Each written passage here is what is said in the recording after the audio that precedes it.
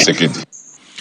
Il y a plus d'une semaine, on a parlé d'un éboulement d'un puits qui a fait 6 morts et plusieurs blessés à Lusambo dans la province de Sankuru. Les autorités locales ont pris quelques décisions. C'est entre autres l'interdiction d'accès à tous les puits de la ville où on extrait les moellons, mais aussi l'interdiction d'assistance directe des acteurs politiques envers les victimes de ce drame.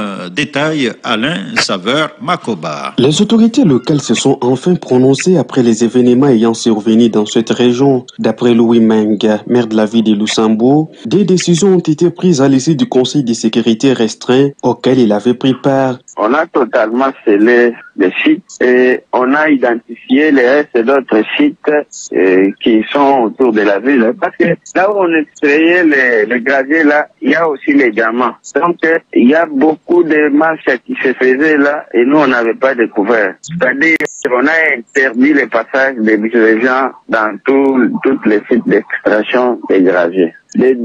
On a interdit aussi le financement des politiciens, c'est-à-dire toute fois qu'il y aura assistance aux malades qui sont à l'hôpital, ça ne doit que passer par moi.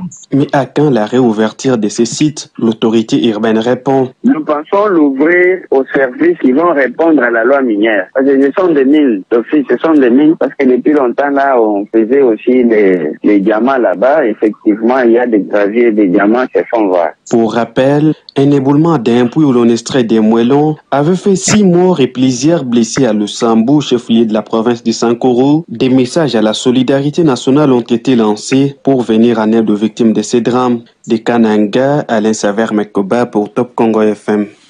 Assainissement du secteur des jeux d'argent en RDC. Les opérateurs dans ce secteur sont obligés de régulariser leur situation. Dans un communiqué, le ministre des Finances a fixé le deadline